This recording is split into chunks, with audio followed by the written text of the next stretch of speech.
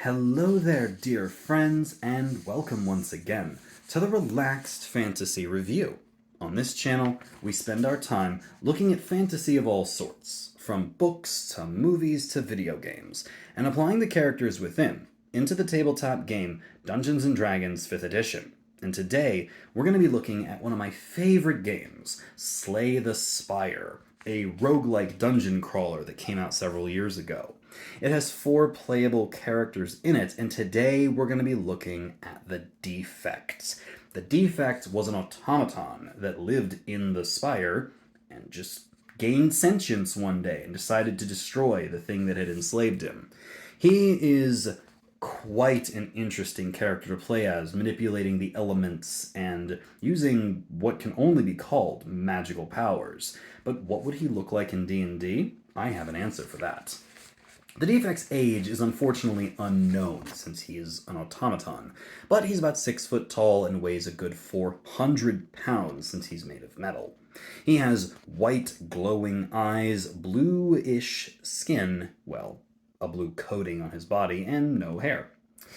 I would call an acolyte, since he spent his early days in service of the Spire and following its dark leader. His chaotic neutral alignment, though, made it so that he had his own free will to tear away. And since he's an automaton, I called him a warforged. It makes sense.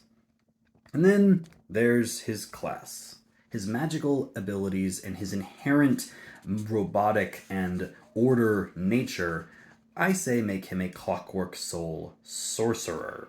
His magic is inherent. He doesn't need to study for it, he just kind of has it. And although it doesn't translate exactly, I think it's about as close as we're going to get. His strength is 12, his dex is 14, his constitution is 16, his intelligence is 18, his wisdom is 14, and his charisma is 18. Quite a strong character. He's proficient in constitution and charisma saving throws, as well as arcana, insight, persuasion, religion, and survival. He speaks common, deep speech, primordial, and undercommon, and is proficient with the basic weapons a sorcerer would be proficient with, as well as proficient in tinker tools. He has an armor class of 16, given his warforged background, and he has a hit point maximum of 86, a speed of 30, and he doesn't wield weapons. He uses unarmed strikes. Thankfully, they're powered up due to one of his feats we'll go over in a sec. He doesn't carry items either. He simply has what's known as the Cracked Orb, which has a meaning in Slay the Spire, but for the purposes of this, it's just his arcane focus. It's how he uses his magic. Now, he has the constructed resilience power from the Warforged race, as well as Sentry's Rest and Integrated Protection. These are the powers of the Warforged to give him extra armor and extra abilities. But then there's his Clockwork Soul abilities, Restore Balance, and the Bastion of Law, and the Trance of Order powers, nullifying disadvantage and allowing him to manipulate the dice.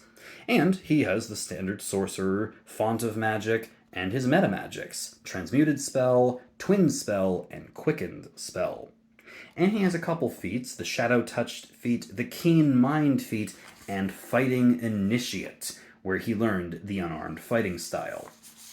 As a sorcerer, his key powers are his spells. He's got a lot of cantrips here, Acid Splash, Shocking Grasp, and Ray of Frost, since he uses lightning and frost. And Prestidigitation, Minor Illusion, and Mending. Being an automaton, he would want to keep himself mended.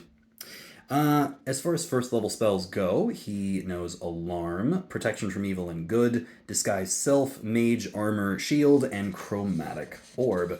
Second level spells, he knows Invisibility, Aid, Lesser Restoration, Darkness, and Shatter. Level 3, he knows Dispel Magic, Protection from Energy, Blink, and Hypnotic Pattern. Level 4, he knows Freedom of Movement, Summon Construct, Ice Storm, and Wall of Fire. And at level 5, he knows Greater Restoration, Wall of Force, and Animate Objects. He also has a few high-level spells at 6th level, Chain Lightning and Globe of Invulnerability, and at level 7 he knows Delayed Blast Fireball. He is a strong magic user, and although he is not the most physically intimidating character out there, his use of the elements of ice, lightning, fire, and darkness really stand out in this game. He can do quite a lot of damage, and enough that as a level 14 sorcerer type character, he can run through the Spire blasting people away. And he's not the easiest character to play with, but when you master him, he is certainly one that you shouldn't overlook. The Defect is an amazing sorcerer and deserves a spot in anyone's D&D game, if for nothing else than just having this robot using lightning and ice, and yeah, he's awesome.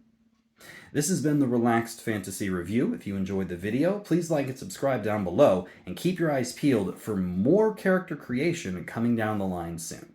Have a good one, my friends.